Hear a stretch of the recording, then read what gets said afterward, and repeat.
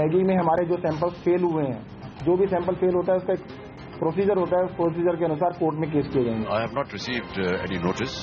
As soon as I will get it, I will put it up to my lawyers and we will fully cooperate with whatever the law says.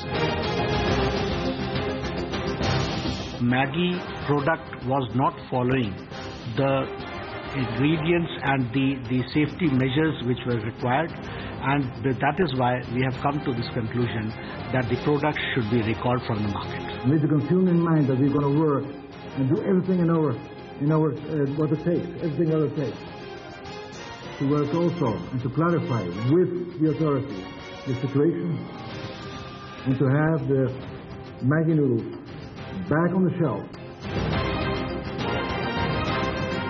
If they come to a conclusion rather that the lead is within the permissible limits, then a permission could be given.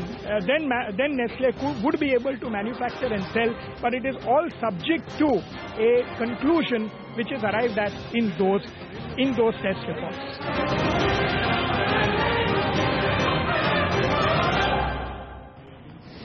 This Thursday morning brought in a ray of hope for fans of Maggi Noodles. Bombay High Court lifts the ban on Maggi Noodles, calling it untenable and a violation of natural justice. Orders samples to be retested within 6 weeks.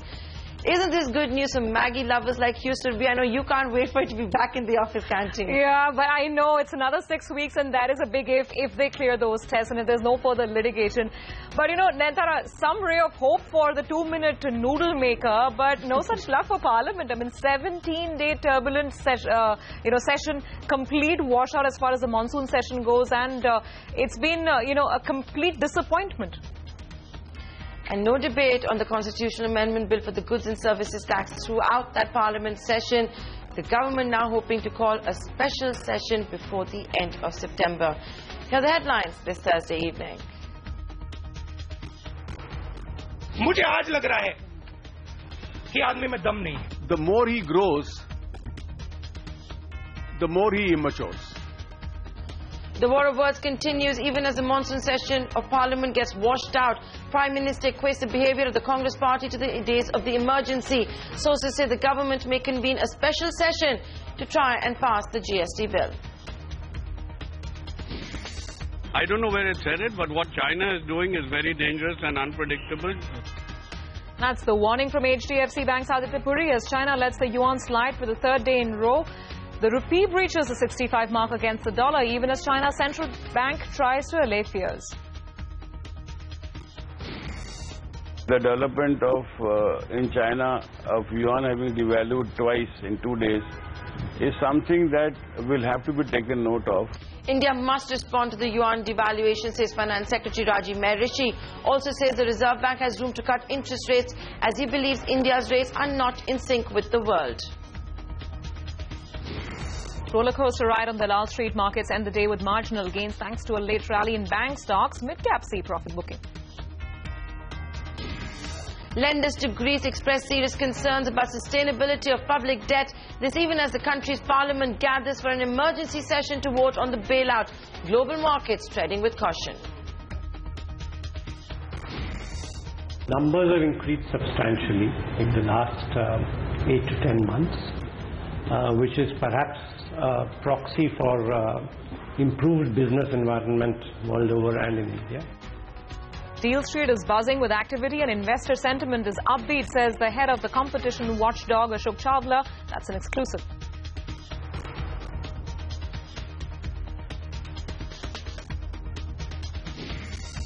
The economy moves at 6%. You can very easily see in about 12 years prices will double. Even as the government pitches for an out-of-turn rate cut, former RBI Governor C. Rangarajan says 6% inflation is not ideal for India. Insists 4% is what RBI must strive for. And on the hour, surfing enthusiasts look no further. The beaches of Mahabalipuram will fulfill your fetish for riding the waves just the way Hawaii or Australia would. A special report on the other side.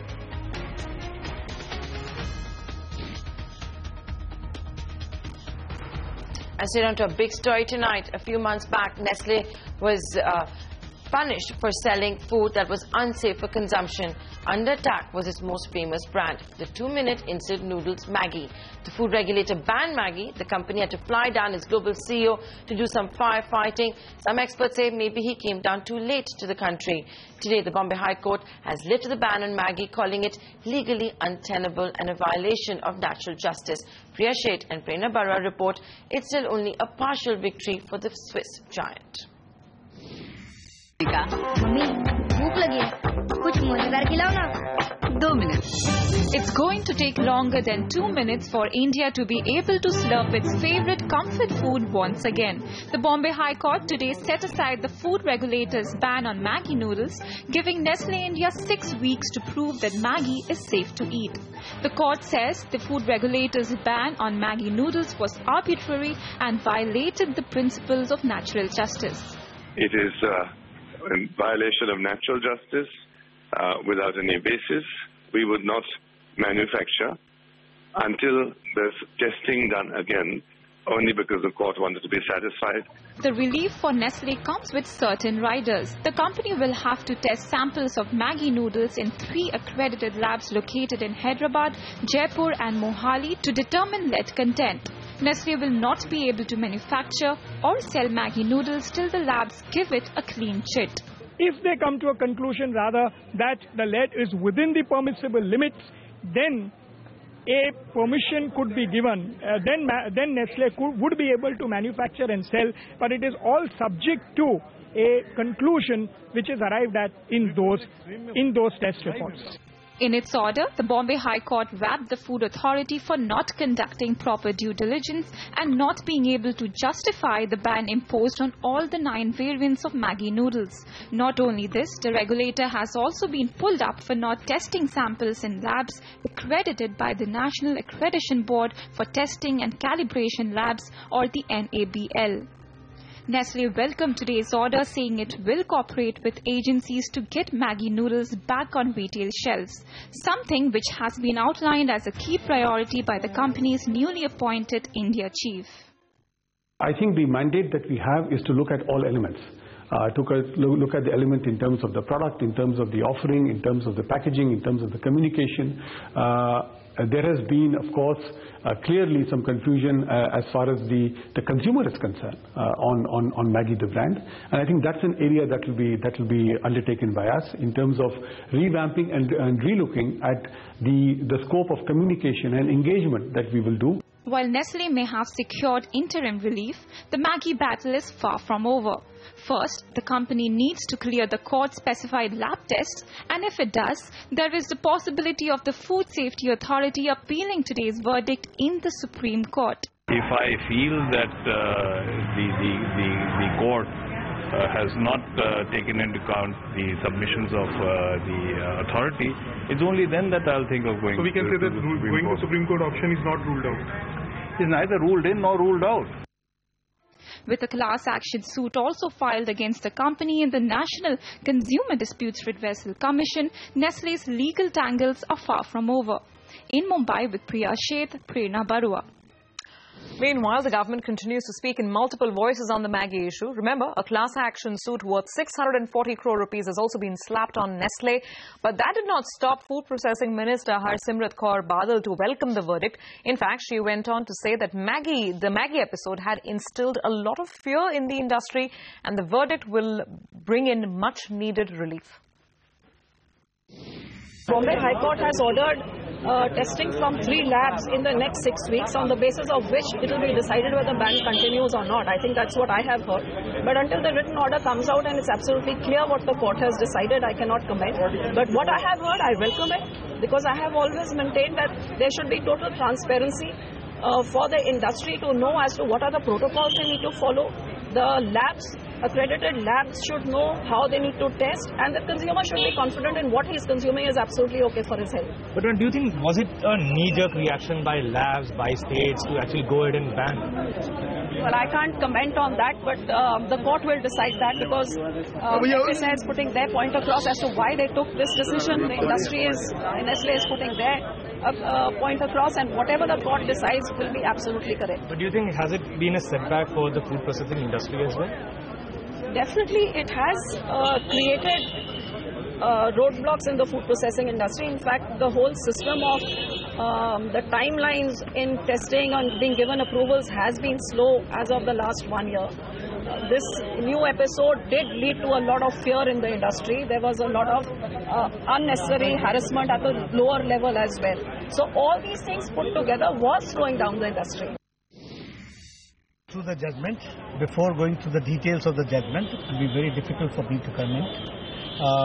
I'll go through the judgment and then only comment. But so do you think it's a setback, sir? FSSAI? Again, I'll say, without seeing the details of the judgment and what is the intention, all that has to be seen and discussed with the officials, and then only the next course of action.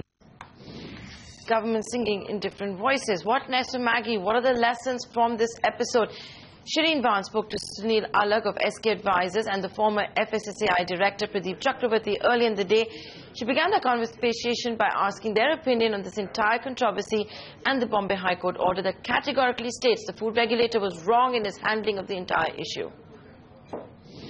As far as I'm concerned, the government has overreacted and Nestle has underreacted.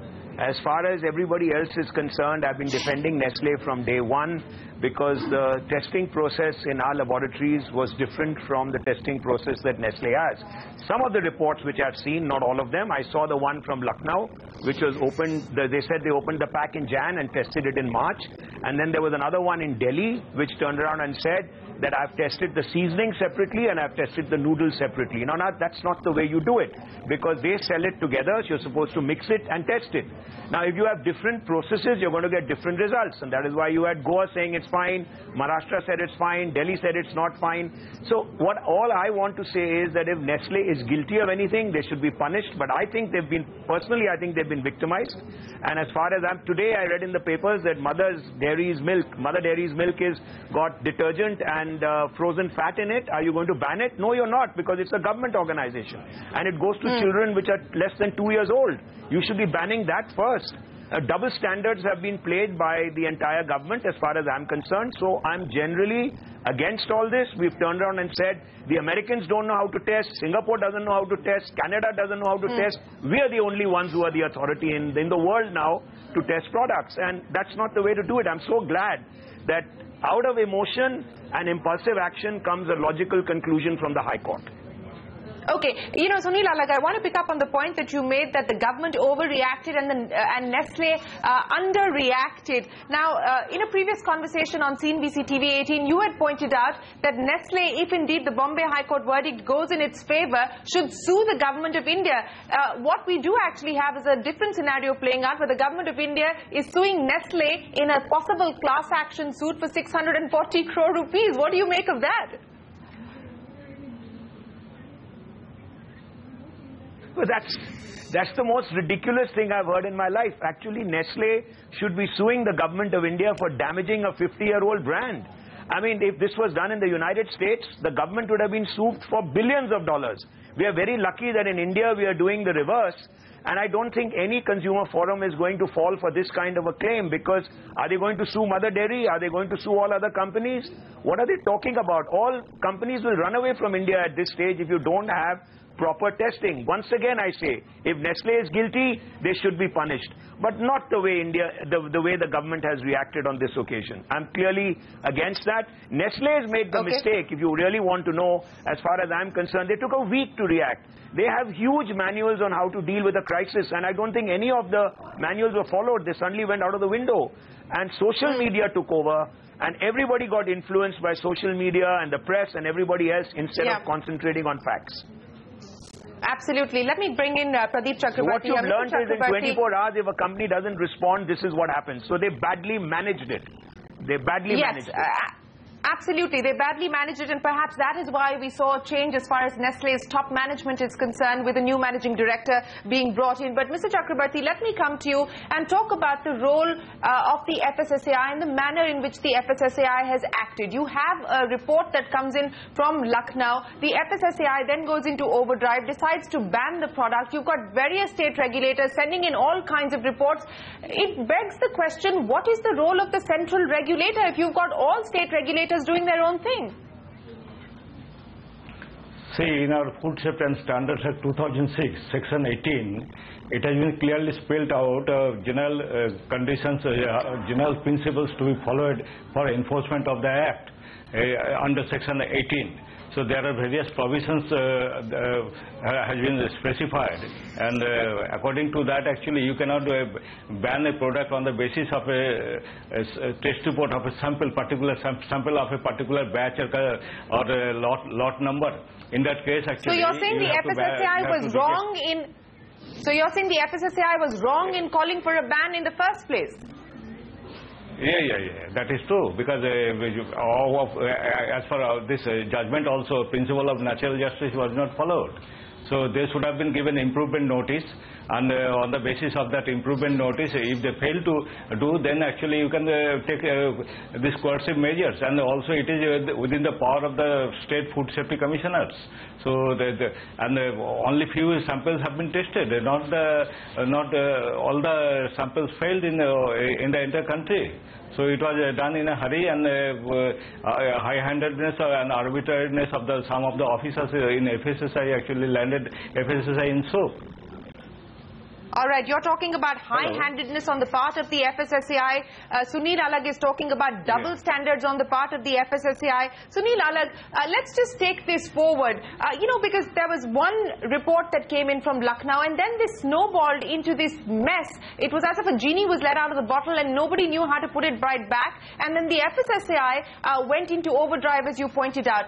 Now you have a curious case where the government has been speaking in different voices. First you had the government going in overdrive, saying that if it's unfit for human consumption, it must be thrown out, and investors cannot take India and Indian public for granted, and so on and so forth.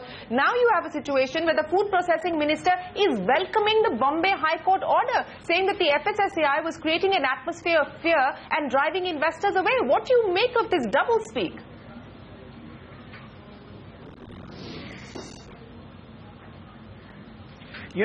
As far as I'm concerned, let's not blame, as the gentleman has just said, Mr. Chakravarti, that let's not blame one lab, because, first and foremost, if they are clear about the process, then the company will test the product in the same process at the factory, and then they will test the same way in the lab, and you should get a like-for-like result. They've said there's added MSG. Now, they don't understand that if you add MSG, of course, you should be penalized. There is what you call natural MSG, which arrives from ingredients. I just want to make one point, that mother's milk has 8 times the natural MSG that Maggi Noodles has. Cheese has 60 times. Now, are you going to ban everything which creates natural MSG? Now, I don't think our labs and the government understood the difference between added MSG and natural MSG. That's the first mistake that took place. And then, of course, you went into lead, which is, again, nobody adds lead. There are parts which are allowed. Then when you tested the noodles, it was 0.5 parts per million, when 2.5 is the limit. And seasoning is about 10, according to the government law. And that was 4.5. So they said, all right, lead is 4.5. They didn't even bother to mix it. You eat that seasoning alone, you'll die in any case. Of upset stomach. So I don't blame anybody. Everybody was following a different process. And therefore the minister has understood it's about time. Not only did we lay down the rules, but also the rules and the process to be followed for testing. Then everybody will have the same result. You will not have different results coming out. All right, that's the big Maggi debate. Well, now let's move on to the big international story that's been spooking markets across the world. China has tried to quell fears of an all-out currency war after letting the yuan slide for the 3rd straight day. China has set its parity rate at 6.4 yuan for the dollar. The move is aimed at boosting the country's exports and arrest the economic slowdown. China's central bank is attempting to allay fears. The bank said yuan is closer to market levels, and there is no basis to rumors that there will be persistent and substantial devaluation. There were reports suggesting that the yuan could drop by as much as 10%. We caught up with HDFC Bank MD and CEO Aditya Puri earlier in the day. Puri called China's yuan move unpredictable and dangerous. I don't know where it's headed, but what China is doing is very dangerous and unpredictable. Devaluing the yuan twice in 2 days, I think unless something is done, will lead to competitive devaluation. So I think either competitive devaluation or duty on China globally is a distinct possibility. Words of caution from Aditya Puri. And you know, the Chinese central bank's assurance did precious little for the Indian currency. Today it lost more than 30 paise in trade, but it ended above the crucial level of 65 against the dollar, going home at 65.1. Lata Venkatesh now joining us with the analysis. Lata, you know, the Indian currency has been outperforming its peers for quite some time now. If the Chinese don't stop devaluing the yuan, is it going to continue being bad news for our currency? Well, strangely today the rupee underperformed when all the other currencies had actually stabilized. You didn't see too much of a fall in the ringgit and the yuan. Likewise, even most of the Asian equity markets, the commodity markets had stabilized. Now, what's playing in the rupee versus the other EM currencies is a long-short trade. For the last almost 2 years, the rupee has been a rank outperformer, extremely stable, while other currencies like the Indonesian rupiah, the ringgit, the yuan, and even the euro actually have been weakening. So there have been a lot of trades in the last 2 years, which is, you know, short ringgit, long rupee, short Korean won, long rupee, a whole host of trades where the rupee has been long. Now, after the yuan devaluation, there came a time when the ringgit and other currencies, fell by almost 4% in the last 3 days. At some point in time, it looked like they had fallen enough, and the rupee need not be so strong because the rupee is also getting attacked by the yuan devaluation and FIIs moving out. So, what we saw today is the switch trade. People were unwinding the short ringgit and the long rupee trade, which is why you saw a series of falls in the rupee. There were, of course, importers also buying dollars, as well as local FIIs buying dollars. To what extent will this happen? One cannot say. It's quite possible that rupee goes even up to 65.50 or thereabouts. There are some technical supports at 65.10, but they need not really hold. And you could see some more falls. The Reserve Bank itself is not terribly interested in protecting the rupee at any higher level. It just is smoothing out volatility and may have sold some dollars today and yesterday, but they would have been very, very marginal just to smooth out volatility. Chances are we are going to see a little more of falls because the rupee actually ended at the lowest point of the day today. All right, Lata, thanks for that analysis. Well, and not just the currency, it was a roller coaster ride on Wall Street as well. In fact, even that would be an understatement. It was 2 p.m. and the Sensex was up over 100 points. At 3 p.m., it was in the red. And by closing bell, it was back in green territory.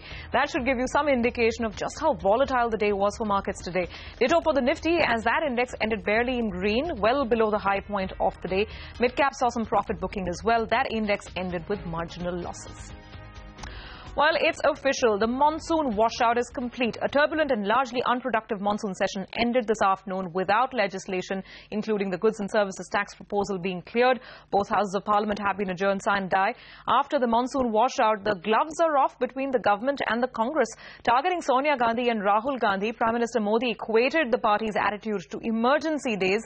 While speaking to NDA MPs, Prime Minister Modi said, and I quote, "The Congress is desperate as it wants power to remain concentrated within one family. Congress wants to save the family. BJP wants to save the nation." End of quote. Meanwhile, the slugfest continues well outside Parliament. NDA MPs led a march to Rashtrapati Bhavan to complain against Congress's behaviour in Parliament. Congress MPs, on the other hand, staged protests outside Parliament. They were joined by leaders from the Trinamool Congress and the NCP. And that's not all. Congress Vice President Rahul Gandhi continued his attack against the Prime Minister today as well.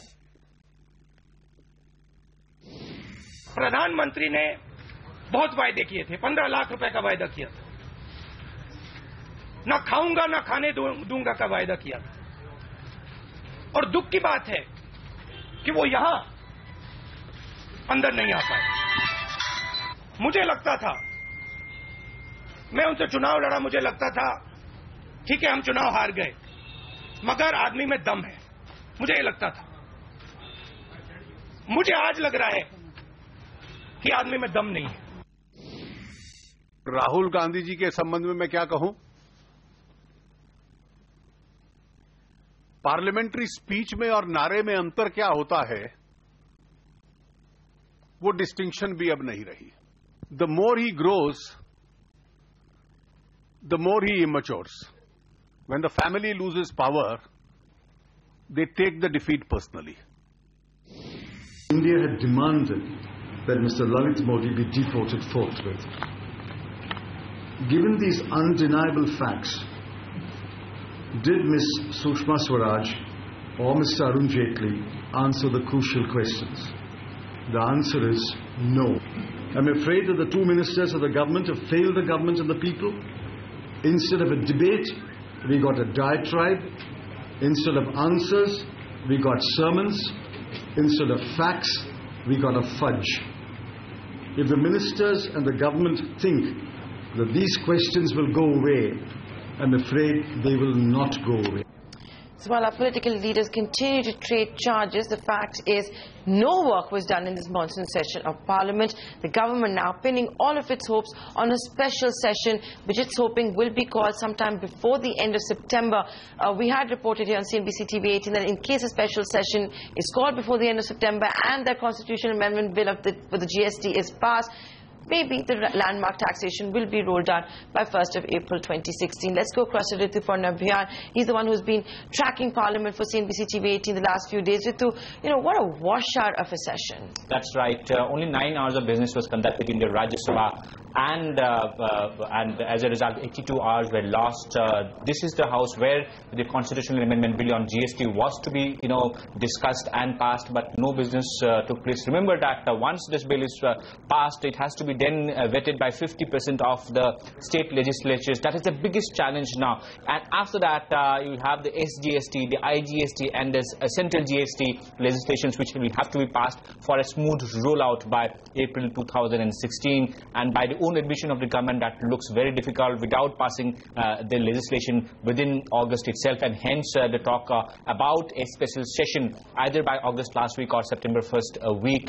I spoke to several non-NDA members of Parliament regarding what they think about a special session to pass the GST, and this is what they had to say. Certainly, I think there are many impending and important bills and other matters pending in front of the Parliament which couldn't take place today.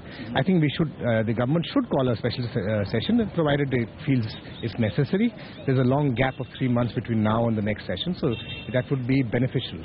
Do you see the fate of bills like GST, which of course is a Congress baby? It has been pioneered by us, it has been brought by us, it is something that we wanted to instill in this country. For 7 years it was stalled by the BJP government. With what face can they talk today? But certainly on the issue of corruption, we want action first. Thank you.